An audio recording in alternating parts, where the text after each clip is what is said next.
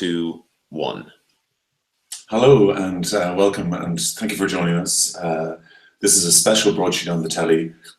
We're going to discuss this evening Tuam, aspects of the story that may not have been covered by mainstream press.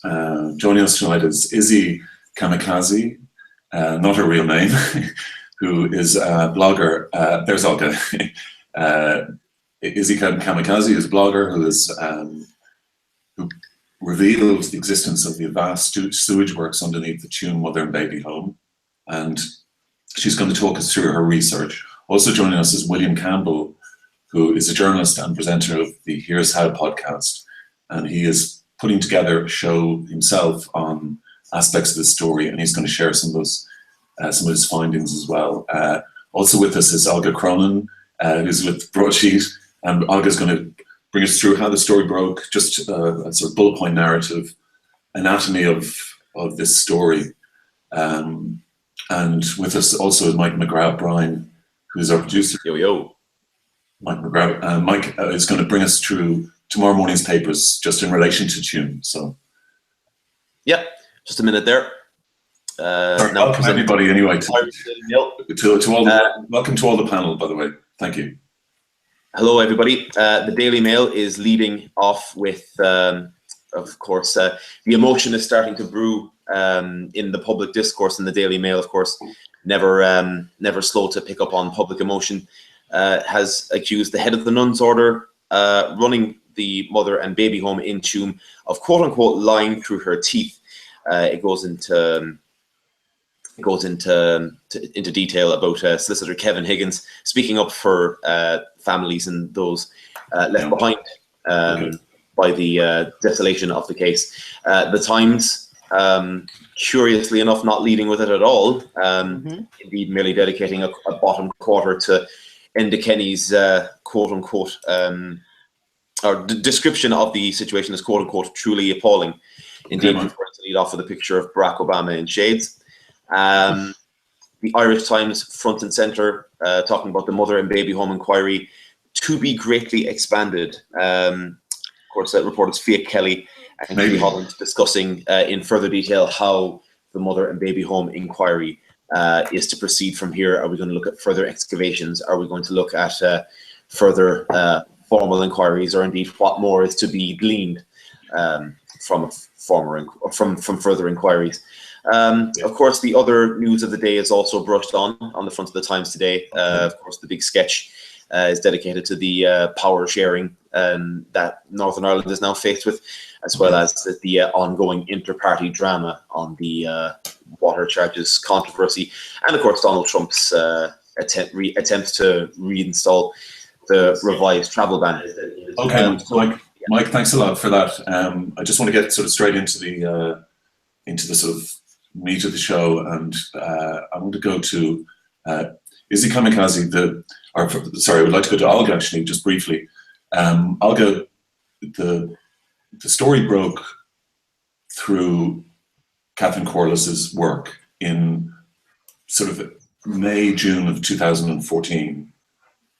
And Alison O'Reilly, actually, who wrote today's or tomorrow's front page in the Mail, and Neil Michael followed up her work with a front page piece in the Mail on Sunday.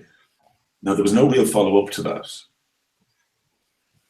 I mean, in terms of it didn't really, there was no media that actually covered that story or did a follow-up on that story at the time.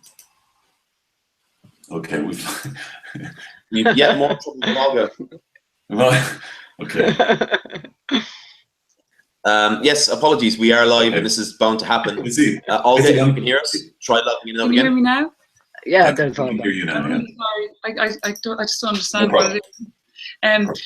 Basically, yeah, Alison's story broke on May 25th of 2014. It was a Sunday. It was Mail on Sunday. If you remember, Friday before that was the local elections, so a lot of the papers were covering that. But she broke the story on that Sunday and didn't get any traction really nationally for another 10 days. But I think what actually sparked it was the fact that the Mail put the story online on June 8th. That's kind of what kind of kicked it off. But there were, like, the Mail did previous stories from Alison's story before, you know, it even went online and the Mail online. But we posted a piece on May 28th where we actually used news clippings that were tweeted by Liam Hogan, the librarian historian, and that seemed to get a lot of traction. And it was just, there were pictures and there were details of just what was happening in children's homes, and it was from newspapers at the time. One of them was an ad for a contract for coffins, you know, which was extremely chilling, for children, for the children's home, and that was from January 30th, 1932. Then Neil Michael had a story the following Saturday after that Sunday, in the Mail, and he basically explained how it was believed that there were thousands of babies of single mothers from these mother and baby homes who were feared to have died. So he's basically saying that what was happening in Tuam, or what was alleged to have happened in Tuam, may have happened elsewhere. Then on the Sunday, the following, I suppose the next Mail on Sunday story, following on from Neil Michael's story the day previous, it was basically a campaign piece, and it was kind of calling on Enda Kenny to hold an investigation or hold some sort of inquiry. That next Monday, that was June 2nd, that was a bank holiday. It was still all about the elections and Eamon Gilmore and how Labour got a battery, etc. And then on Tuesday, June 3rd, the Mail had another campaigning piece, and it said that there were certain politicians who were backing calls for investigation. Okay, but up to this point, it was only the Mail. There was Mail on their own. That was it. There wasn't anything. So it wasn't until June 4th it wasn't until June 4th that the Examiner, at the Times, the Independent, they all had front page stories. So that was 10 days later. But just to explain, on that Monday, that bank holiday, that's when it went online, the Mail online stories. So and that's when it went everywhere. New York Times, New Zealand, you know, it just Washington Post, it went everywhere. So it seemed like that was the catalyst for the Irish papers to pick it up.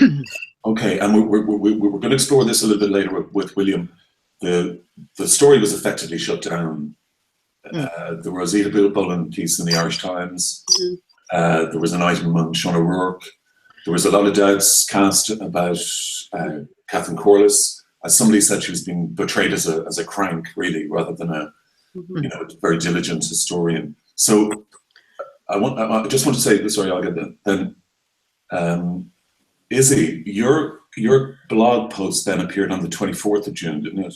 Yeah. You had been following it, and you monitored a couple of days, or maybe the day after, actually, a double page spread in the Daily Mail. Now, that was the first day it moved to inside the Daily Mail, right off the front page. It had been on the front page continually on the Daily Mail. So not the Daily Mail, Mail on Sunday. So I think on the Monday I put that up because I had spoken to Alison on the Wednesday, and I basically wasn't going to put this stuff on my blog before she got her story, which is an element of playing the game. I just want to say, in relation to what Olga's just said there, I have a little bit of a different angle on it, or a different memory of it, okay? The initial Mail story was not picked up by other newspapers. It wasn't picked up by RTE. I agree with all of that. There was a gap there. It went crazy on social media immediately. Immediately, right? But at that point, the words septic tank, which became the most inflammatory thing in the story, had not been yet used, right? No. That initial Daily Mail story referred to a disused water tank. Okay, now I became involved in the story at that point. I was not all that long on Twitter at that stage. I've never been on Facebook. It's a Twitter kind of story now that we know what a Twitter kind of story is. It is. It was my first kind of Twitter explosion. No, second. because the elections that you were just talking about, which were immediately before that, were huge angry stories on social media. So this was a very explosive story on social media. Also, in those days, pre kind of fake news days, Twitter was still kind of fun. People were just chatting on Twitter, and there was, you know, humor, including black humor about a story like this. I don't think anybody really knew how serious it was. I took part in some of that, some kind of joking about this. It didn't seem real, actually, in very much the same way as when the sexual abuse stories first broke. It just seemed on a different level. Now, what Olga has left out that I think turned it around was Liveline. Sometime during that 10 days, I'm going to say on the Tuesday or Wednesday, the Mail story was a Sunday. On something like the Tuesday or Wednesday, Catherine was on Liveline. Catherine Corliss went on Liveline.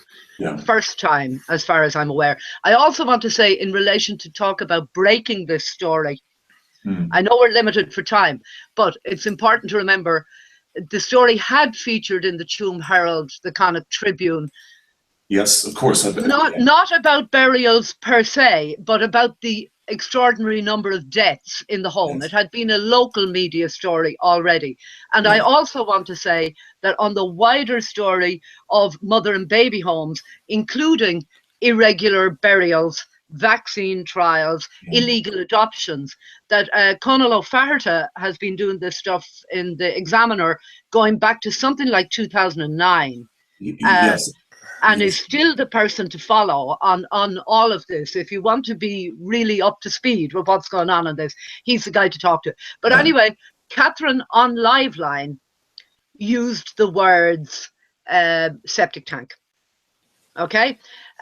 She was pushed on what was the nature of this thing. And she said, well, she didn't say septic tank, she said sewage tank. It is marked on a map as the location of a sewage tank.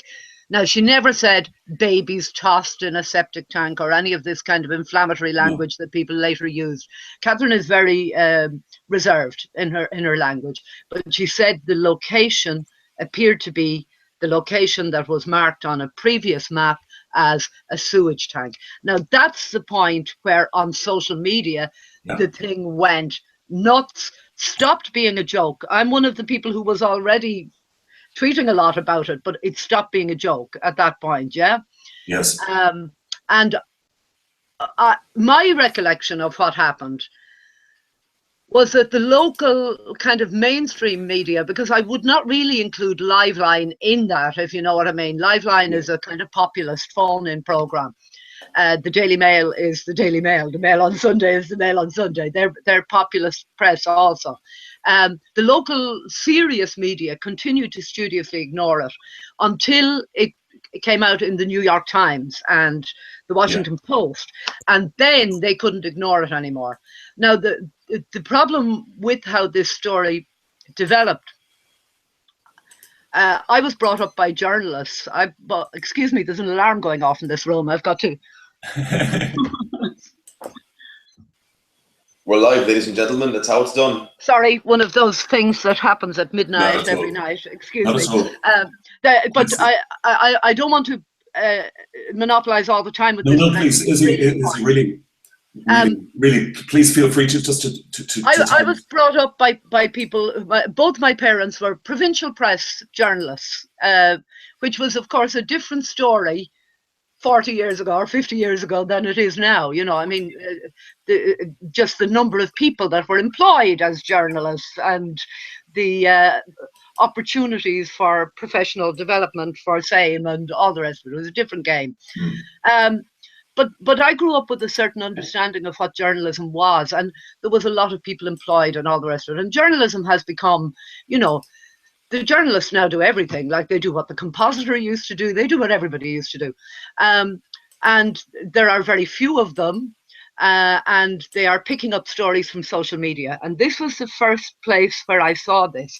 The problem with the stories that came out in the Washington Post and the New York Times was that because the local press had not covered this story at all, right?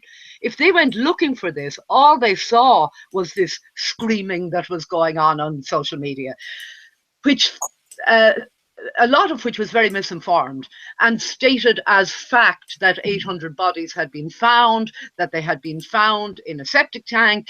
And suddenly you had these papers that were used to thinking of as very high journalistic standard fact-checking papers just lifted this stuff wholesale on social media and ran with it. Yeah. And then the local press copied it too. And I think that really fed into the dynamic where it became possible to deny it and for it to be a hoax. The Associated Press had to issue an apology. The apology was used by the denialists to say this is a hoax, this has been retracted by the papers that published it. That was not really the case. The established facts of the situation were there were an extraordinary number of documented deaths in these homes.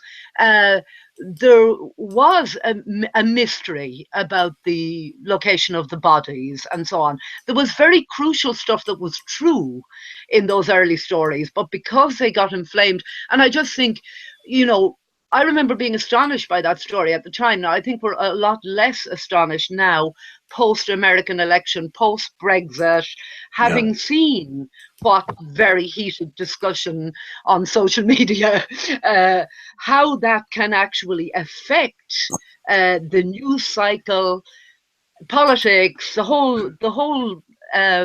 world. You know, it changes the world. And of course, the problem is that some of it is very ill-informed. Is one of the arguments was that there, you know, a sewage tank of that size is never, you know, would not be under that building. That this was a vast, cavernous. It seemed like an impractical burial site. But you discovered that that previously, prior to kind of fertilizers and stuff, that you know, waste was very profitable. Well, there's a number of things. Part of it, as well as the local established press being very quiet about this story. The church wasn't really bothering to react to it or deny it either. It was just, you know, social media speculation. There was nothing. There was silence on it, yeah?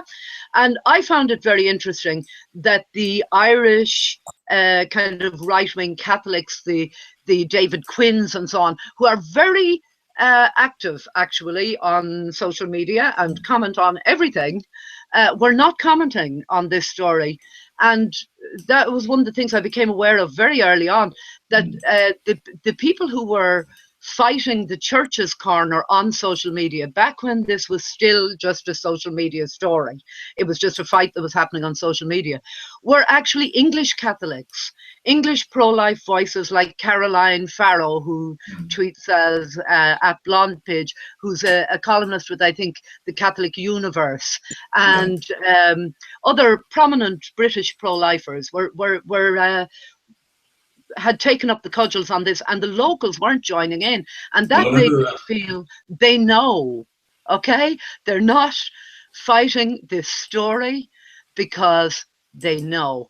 Now, if you look at Conal O'Flaherty's work, which I've referred to previously, you'll see that back in something like 2010, the balloon had gone up about Tuam, because a Galway-based social worker had documented that there were potentially up to 1,000 illegal adoptions out of Tuam.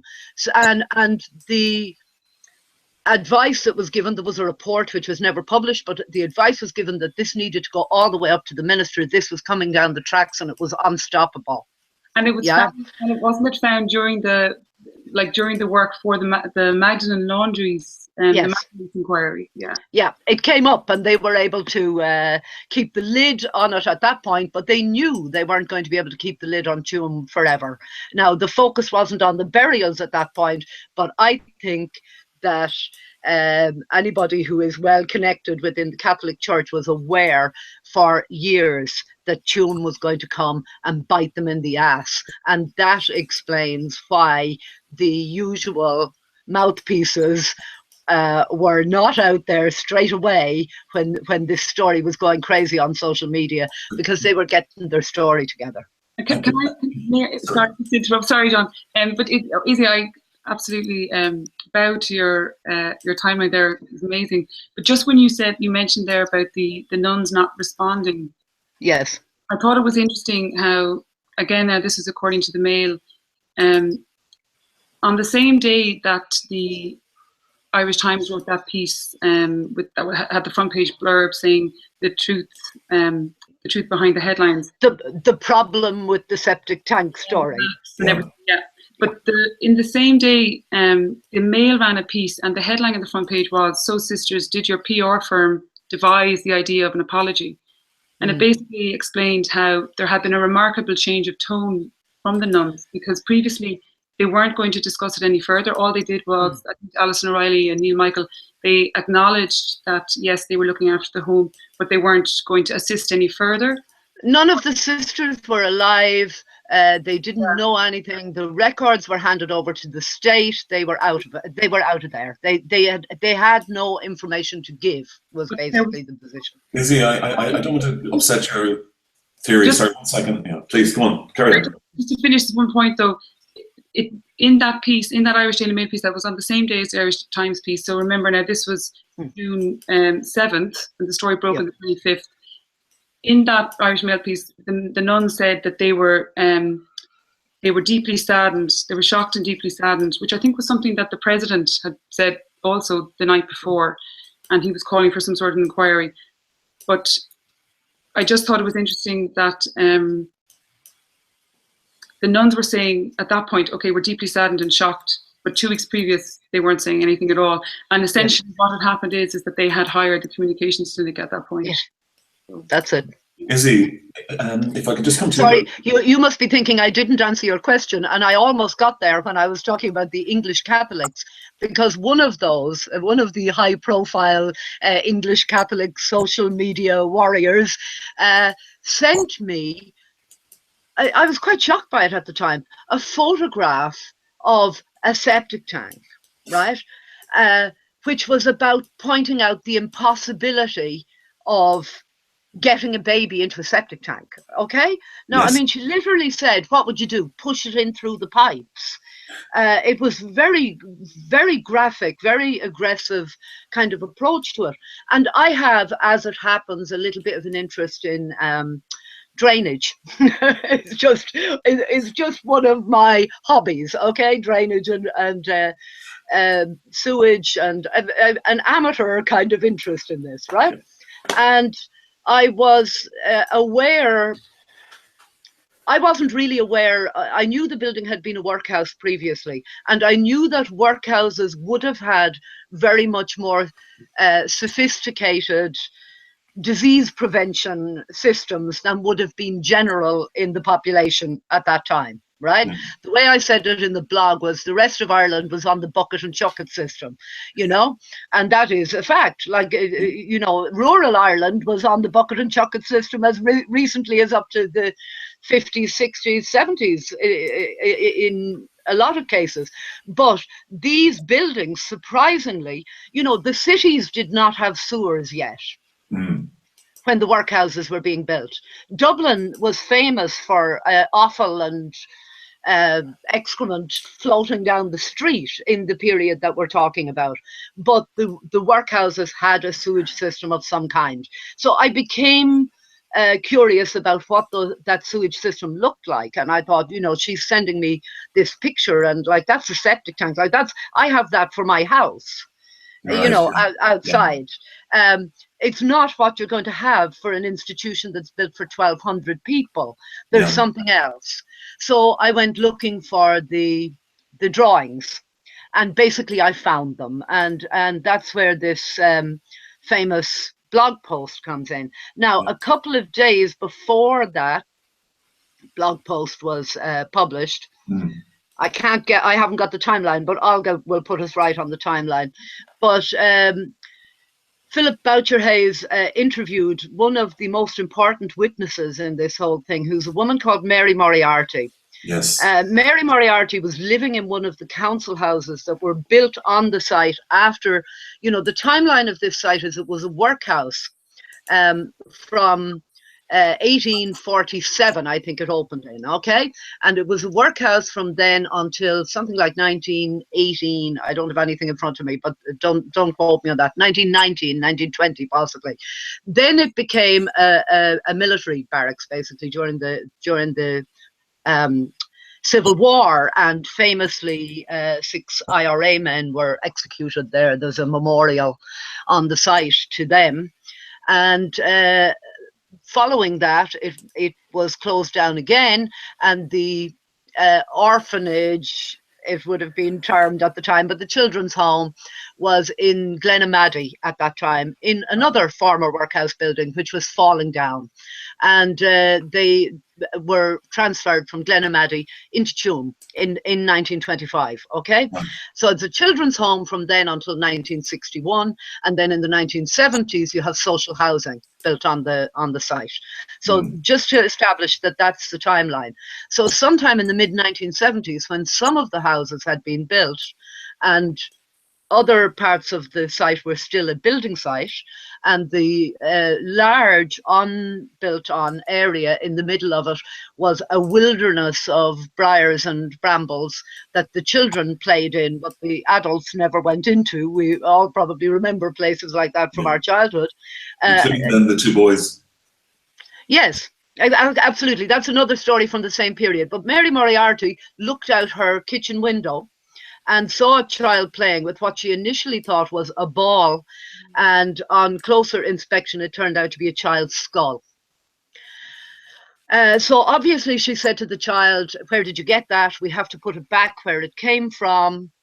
And she set off with the child into the briars and got the child to lead her back to the hole, and something had collapsed there, and she looked down into what she saw as an underground tomb or crypt, and she describes a vaulted structure, that kind of curved roof and shelves, and what she described, the word she used was parcelines, that the babies were wrapped up in swaddling of some description, and they were stacked like parcels on this shelf, okay?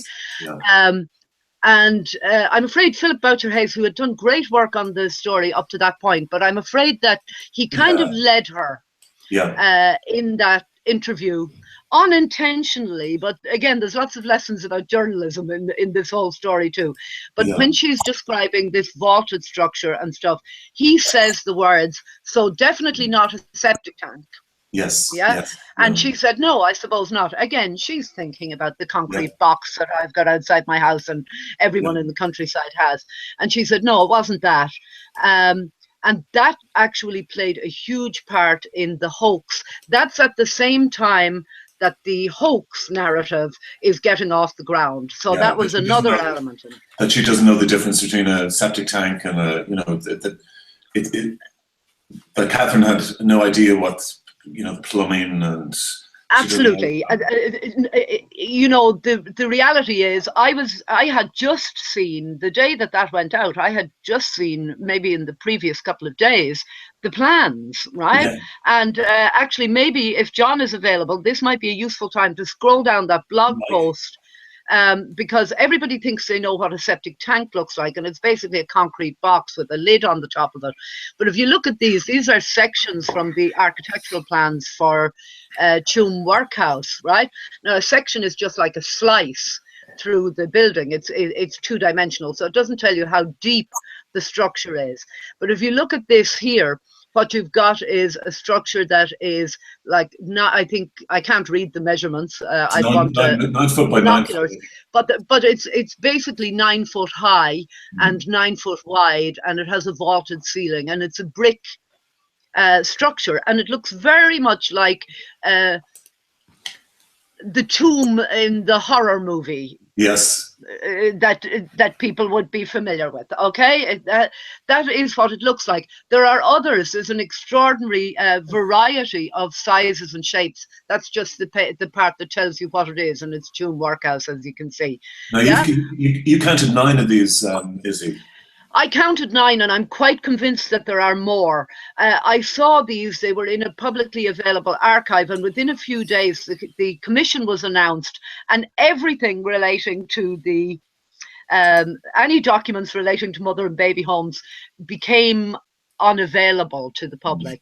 Right. Stop with that one there. Do you see these arched structures? And you can see, not so much in that one, but one we've just scrolled through, you can see that there are also places where there are slabs, like inspection slabs up above. I think in this one here now, if you look at the structure on the right there, in all probability, that's a flagged floor up above, and there's some kind of inspection slab, which maybe corresponds to what the 2 boys jumped down onto the wall.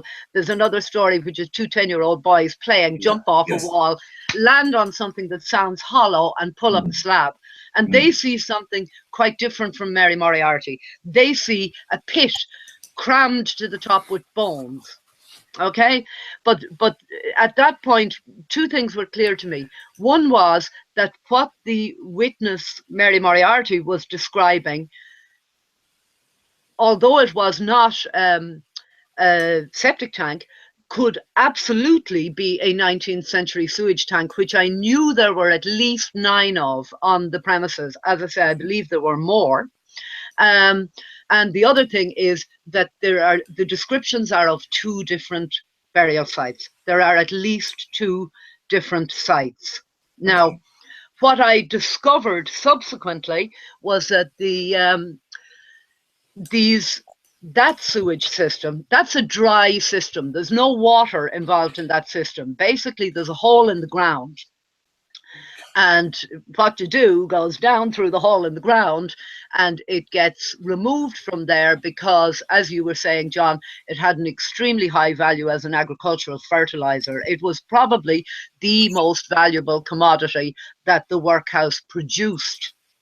Okay, and so it was a resource to them, in much the same way that for in the mother and baby homes and so on that came after them, women's hair and stuff was a commodity to be sold. So, you know, the ship basically was a valuable commodity. These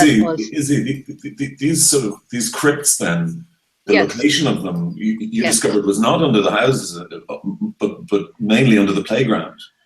If you look at, actually, if John could show us the 2 PDFs from, sorry, John. Which one am I?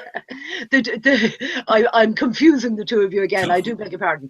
The 2 PDFs from the Mail on Sunday story have a ground plan, a clearer modern drawing of the ground plan of the workhouse. And just subject to Murphy's Law here. Okay, I'm just getting up. But what I wanted to say was these were complexes with a lot of buildings, okay? A lot of buildings in the complex. And the fancy buildings with the boardroom and so on. Move down, please. Scroll down. I think actually the other page is the one with the plan, is it? I'll get the other page there now. Sure. The fancy buildings are up the front, and the more functional buildings are behind. So the vast majority of the toilet facilities and so on are in the rear part of the building, and or not buildings, the complex. And if you look at the overhead, the aerial photograph, which we'll hopefully see in a couple of minutes, this is the actual plan that I looked at, and you can see the condition it's in, and you can see why I can't tell you with any certainty how many cesspits are marked on it in teeny tiny handwriting. But I found 9. and also a cistern, which would be a very similar kind of structure. There was a well, there was other underground structures, a lot of underground structures, and most of them are in the rear part of the complex, okay? Now, if you look at the aerial photograph, which I hope Mark will have for us in a couple of minutes, but I'm just going to keep talking as if he has it. What you'll see is that the rear part of the complex is hardly built on at all. It's actually extraordinary. I have never seen a local authority housing complex quite like this. And I do think that this points to knowledge on the part of the council at the planning stage, in terms of there was something there that they did not want to disturb. Now, I'm not saying more than that at this point, but I believe I will be saying more than that shortly in terms of the evidence that I'm gathering at the moment. But there is a very large unbuilt area, and quite unusually, because local authority estates very often have a green or something that the houses will face. But that would involve having access roads around the edges of the green and traffic driving over it. And they've completely avoided that by having this huge unused space that all the houses back onto. Now, if you look at the map that the aerial photograph that we're looking at, there are 2 rows of houses. The road at the bottom is the Dublin Road, and you can see 2 rows of houses, and they are where the front buildings, the fancy buildings of the workhouse would have been. Okay, and then behind that you can see really a very large area that is not built on, and then there are houses fronting onto the other road, which is the Athenry Road, running along behind it. And this very large area in the back is not built on at all, and there is a playground there that when you visit it, I have to say my breath was taken away. I was writing about this, researching this for a long time before I ever went there, just due to pressure of time. And when I made my way into that little space, I really felt like, have you ever seen these photographs that you see where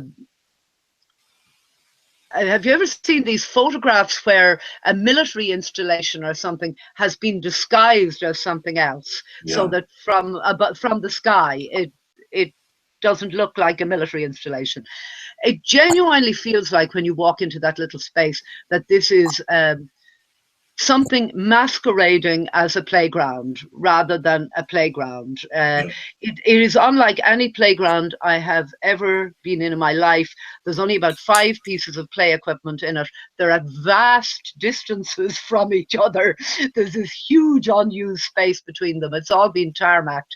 The whole area is higher than the area of the houses around it. So basically an enormous amount of gravel and topsoil and so on has been put on top of something, and it's been grassed over the top and in portions, and tarmacked elsewhere, and this play equipment has been put on it.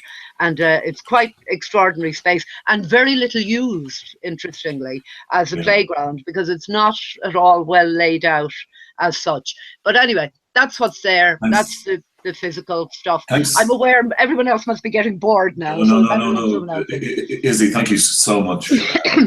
It's highly illuminating. William Campbell. William is the presenter of Here's How, by the way. It's a great podcast. We promote it on the site, and you were doing some interviews today. And I tried to get hold, because I was interested in revisiting what the journalists who had covered the story, shall we say, skeptically 2.5, 3 years ago, and people who normally are very highly available to the media seem to be far less so. One was Eamon Finkelton. He's an Irish journalist, although he hasn't worked in Ireland very much. His journalism is mostly in the Far East. And he was at the time a writer for Forbes magazine, which is a very prestigious magazine. And his magazine, his article, explicitly said that the story was a hoax. And that, the meaning of that is deniable that a hoax, if you're somebody accusing somebody of a hoax, you're saying that they're knowingly lying. It's not making a claim of an error.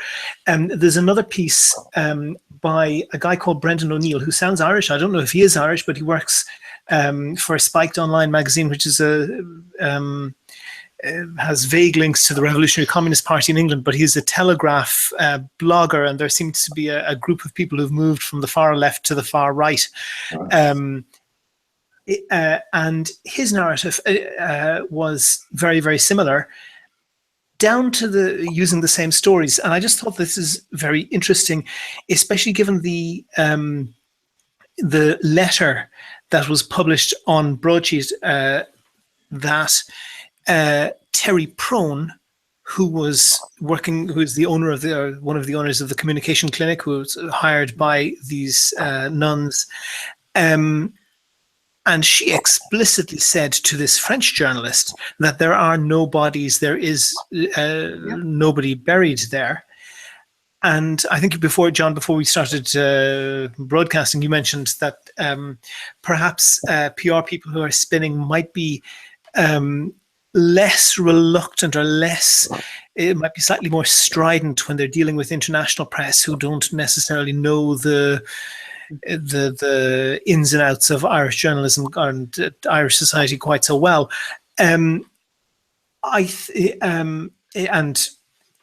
I also spoke to Bill Donoghue who was I think the kindest way you can put it is he's a very strident defender of traditional Catholicism. He runs an organization called the Catholic League in the US, and that podcast will be up at here'show.ie in the next couple of days. But I will give you one preview on it. He on his blog, and that's up at the moment, he said that this story is a hoax. And to have that word used in so many different places, to me, suggests that somebody is spinning and is feeding information to a variety of international sources. I put it, and you can hear it in the podcast, but Bill Donoghue, this American hardline Catholic, said that this investigation by the Mother and Child Home Commission had proven that there was no mass grave. And I asked him how he came to that conclusion. He said the word mass grave doesn't occur in their statement, which is true, but what they describe is large numbers of bodies buried together in a series of chambers, which is the description of a mass grave. That wasn't something that he was taking on board, but I don't think I was going to ever change his mind. But I see this. But there seem to have been a lot of talking points, and a lot of people are very... people very widely dispersed. So somebody at Spiked Online, which is a UK online magazine, somebody for Forbes magazine, which is a very highly reputed magazine in the US. People like Dermot Ferreter here they were all managing to come up with the same talking points, and that really does suggest... That really does suggest that they are getting their information from the same source. I explicitly asked. I had a very long exchange of emails with his name's gone. Eamon Fingleton over several hours, and at the end of that, he decided that he didn't have the time to spend 15 minutes recording an interview, but. He said that he would not reveal his sources, which is fair enough. But he also wouldn't withdraw the accusation of a hoax. So I think probably what happened was the journalists these are not journalists that have any history of covering Irish topics, much less Catholic Church in Ireland. And I think it seems that journalists who were likely to give a favourable spin were targeted with this. I thought a very powerful piece, William, or at least it really did shut down the story. Even in my mind, I was kind of thinking, well, maybe was the Irish Times piece the truth behind the Tuam headlines. And as Calvin Mackenzie will tell you, they never put the truth on the cover of a newspaper, because you really don't know what the truth is, and certainly in this case, they didn't know the truth. And how could they? Yeah. And also, I think it's interesting, John, the jump from, and clearly until the results of this dig came out, there was an element of a lack of certainty, but the jump from there is incomplete certainty about what Catherine Corless had found to we have absolute certainty that she is wrong. Yeah. Lying, in fact. And lying, yes, and she was explicitly accused of lying. She was implicitly accused of being a disreputable person, or at least that her work was disreputable by Terry Prone. And Terry Prone is somebody who is a very intelligent woman. She chooses her words very carefully. So when she says, you shouldn't believe Catherine Corless, I can put you in touch with a reputable historian. She knew exactly what she was saying, and that's probably not actionable, but it's certainly communicating that there's an opinion that Catherine Corless was in some way a disreputable person, or that her work was disreputable. Could you explain, William, the Irish Times? I mean, Kevin O'Sullivan, the editor of the Irish Times, is a former editor of the Tuam Herald, as was Jerry O'Regan of the Irish Independent, who became editor of the Irish Independent. And in fact, Jerry Regan would have been there during the 70s when these children fell into the thing, and I don't know how the coverage was then, but Kevin O'Sullivan seemed to, clearly, obviously did not believe the story, so he sent Rosita Boland to confirm that. Scotch it. Yes. It's interesting to see that Catherine Corless' daughter disputed the account given by Rosita Boland, and Rosita Boland is a very experienced journalist. I don't doubt that she carefully recorded what would be it with audio recording or notes or whatever. I don't doubt that she carefully recorded what she was told, but it's clear from the piece that this was done over an extended period, and you working in journalism, John, will know that without ever telling a lie, the power of the journalist to select which facts to present is enormously influential. And Rosita Boland then wrote a letter which has been added as an addendum to the article on the Irish Times website, which is far longer than the original article, and it seemed rather petty from generally a journalist I would have respected, who was obviously dealing with somebody who both the mother and daughter, who were by no means experienced in dealing with journalists, or didn't have that wasn't it's not their forte. It's not what they have been trained with. And if they had come back and said, "Look, whatever we said, the thrust of your article is incorrect," I would have thought that the first instinct of a journalist would be to correct that, and it seems rather petty to say, this word was used and not that word, and I find that quite curious. And I would not put Rosita Boland into the same bunch of people who normally never cover Irish topics, never cover Catholic Church topics, but all of a sudden become incredibly interested and have an enormous amount of detail at their disposal that they're not able to explain the sources of. Yeah, well, I think there might be a clue in the fact that we have a long history with Terry Prone in terms of the communications clinic over the period of Kate Fitzgerald. And I really would urge anybody just to, even mainstream journalists, to have a fresh look at that. It's a case that obsessed us for about 4 or 5 years, and there was no real conclusion for the family or anything. But well, the sometime after this, a couple of things happened. Like business was we in our naivety, I think Olga would agree that we thought that it would have some effect. Our cover. Look at maybe she would have less radio appearances. Terry Prone would have less radio appearances, or not be invited on the Brendan O'Connor. Could I come in on that? Please. I think one of the things that this story is a very good example of is that sometimes it takes quite a long time to have an effect. The fact that you publish something and it doesn't achieve what you want from it immediately does not mean that it's achieved nothing. And I think this is very important. And William used the word, and one of the people who sent in a question earlier talked about people who were campaigning on this being portrayed as cranks. Right? Now, I think for people who are campaigning, we have to be unafraid of being portrayed as cranks. Okay, I think that's part of what needs to happen in this, right? We have got a point that we want to make. Now, the reality in relation to this story, the mainstream media, in fact, and I don't use that, I avoid that whole dynamic, because when people start ranting about the mainstream media, I say, what are you going to replace it with? You know, just a bunch of people ranting on social media and no fact checking is no good, okay? But the mainstream media has served this story rather poorly. And as recently as today, if you look at the stories that are in social media, are on mainstream media, people are using the exact same phrases that they're lifting from social media and that are not in accordance with the facts.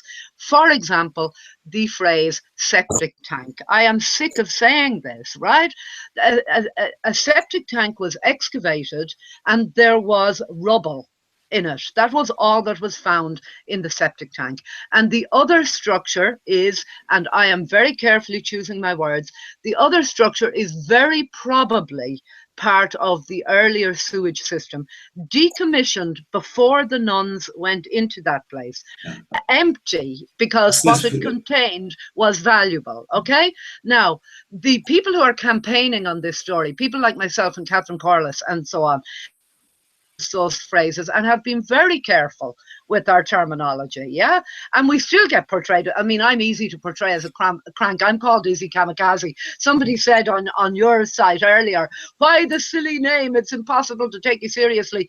You know, people were taken perfectly seriously in this country who were called things like Reverend Mother Isabella Necessary on a bicycle, and everybody was prepared to take them seriously. So, you know.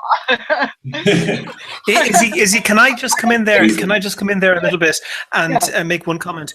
I think that it is, you're correct that there is a slapdash use of language a lot, but there's two things to note. One is that the thing to do is to be forensic and correct in your detail. Yes. And that's number one. And number two is to accept that there are people out there with another agenda, and they will find inevitably something to obsess about. And I was looking at some people on social media debating this, and the entire discussion, they were trying to turn around to focus on whether it was being used as a septic tank at the time that the babies were being dumped in it, as though that were the central issue, as though it would have been all fine if its use as a septic tank had concluded before the first child was thrown into it. The fact that this was, but you see, you're using that language hundreds now. of illegal. Indeed, well, I'm using that as in the way that they're using it. My point is that although you're correct that it is important to be very careful and very correct in that, no matter how good you are at that, somebody will find a ridiculous point to center that on. And I think it's important to take a step back and to say that 800 children, there exist death certificates and no corresponding burial records. For the entire period, there was a legal requirement for the burial of humans to be done in a wooden coffin. That was clearly breached in every single case. Yes. And not necessarily in every single case, but it was certainly overwhelming majority. There is not.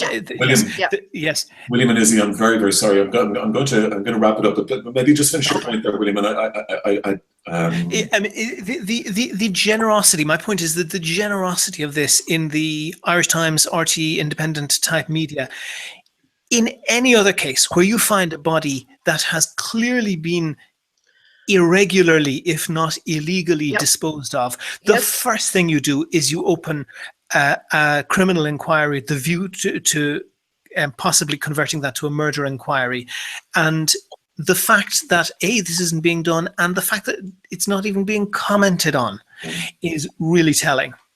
It is. And William, I'm very, very sorry to interrupt you there. Olga, sorry, did you want to get in? I was just going to say one thing before we wrapped it up, and I know I'm going to another topic-ish, but just to pick up again from what Izzy said earlier about Conlo Farta, I'm not sure how to pronounce it. Conlo Farta, yeah. But he has been writing doing incredible work, and I hope he gets continued to support to do so. But I think it's important, like in a bigger scheme of things, to look at what he wrote about it in 2015. He was on Sean O'Rourke this morning talking about it, how let's say in Besborough, and it's probably the case elsewhere, of how the records that the nuns would have given to the state for people or for children who have died do not tally with the own nuns' records for people who have died. So that, so he obviously he wants to delve into legal adoptions, what's after happening. Anna Corrigan was also on the radio. She's she doesn't understand what's happened to her brothers. But I think that, just to say as an aside, but also in parallel, I think first of all he's done amazing work, but second of all, I think that's something that has to be really looked at in the scheme of it. Somebody asked me, if you don't mind, Yeah. Somebody asked me earlier on today about the way forward. If I had a magic wand or whatever. I don't have a magic wand. I wish I had a magic wand. I have the fear that everybody in Ireland has, because what happens in Ireland is we have a huge fuss. We're great at having a fuss, okay? We're great at having a controversy, everybody ranting and raving, pitched battle, wigs on the green, all of that. We do all of that.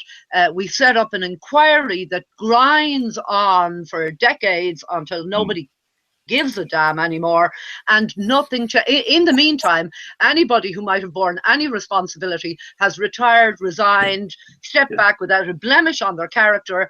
There's a small rearranging of deck chairs, rebranding of departments, etc., and we go on as before. So if I had a magic wand, clearly I would change that.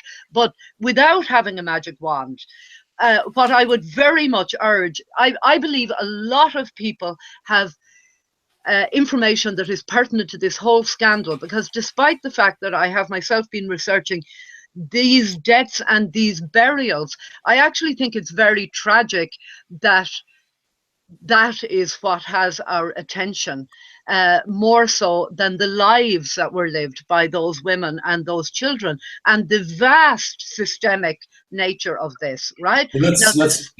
The scale of this is such that every one of us, I'm sorry, I'm on a rant now, you're just going to have to let me go for a moment. The scale of this is such that every one of us, if we go and we talk to our elderly relatives, and I do recommend that people do this, you will find that in your own family, there were women who were cast out of the family for having children outside of marriage. You will find that possibly there are women who were taken in, more or less purchased as labour from the nuns. There was a fee of £100 paid, and they were called, the woman was called a Maggie, and she was a skivvy. You will find all of these things. It is through the whole society. Now, that's not to excuse anybody, but that is just a fact, and we need to get hold of the scale of this, and we need to see that the remnants of this are still existing. To name but two, in the Catholic control of what are essentially state institutions, which are schools and hospitals, and the fact that people, particularly in the case of schools, people who are not Catholics have less preferential access to institutions that are paid for by the state. And that is a big, big problem, yeah? And a lot of other stuff is affecting us to this day. The second one that I wanted to mention was that the orders that ran the Magdalen laundries and that specialized in the quote-unquote care of women that they regarded as fallen women have organized themselves into an extremely influential lobby group in relation to legislation around sex work, and are basically doing a continuation of the same work to this day and being given space to do it. So, Well, you know, when we grasp the scale of this, we will do something. Now, the way forward, in my view, we have this commission. I'm very concerned that the commission will do what the Ryan report did and seal testimony away forever, like until everybody is dead. Nobody wants that. well, Izzy, There is a way forward. Okay. I'm here. Give me Okay. a minute. There is a way forward. The survivors of this catastrophe, who are the Magdalene women, the remaining surviving Magdalene women, and the adopted children who are still meeting a brick wall in their search for their families, have, through Justice for Magdalenes and the Adoption Rights Alliance, have founded a thing called the CLAN Project, CLANN project, clanproject.org. And that is essentially a shadow inquiry to the commission that is running at the moment. And they will provide legal advice that the commission does not provide to anybody who wants to make a statement, anybody who has any valuable witness testimony. To people that are watching this, I'm saying, go out, talk to your elderly family members, find out, do they know stuff? If they do, try to facilitate them getting in contact with the CLAN Project, making a statement. If they wish to submit that to the commission, they can. If they wish to just submit it to CLAN, it can be anonymized and included in the CLAN Project's submission to the commission. So that's the big thing for the way forward. The other things that I was asked about when I asked for questions online were vaccine trials and illegal adoptions. And I just want to say, illegal adoptions is the real big story here, right? Illegal adoptions is massive. And the one thing that I want to say about how that relates to the deaths, and it does, and it's part of my interest in the deaths, is none of the numbers are going to add up, okay? No. We're talking about 800 children, but the reality is allowances were claimed for children who were dead or already adopted, deaths were falsely registered, some births weren't registered.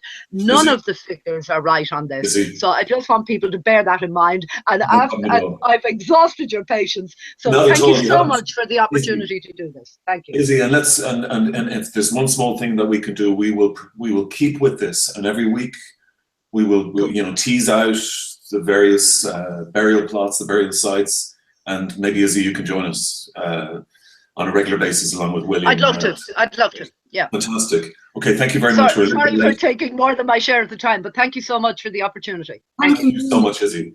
I'll go. Thank you so much as well, Mike McGrath, Brian, from all of us here in Broadsheet on the telly. We'll see you on Thursday at 11:45. Thank you very much. Thanks. Cheers, folks. Bye. Bye now.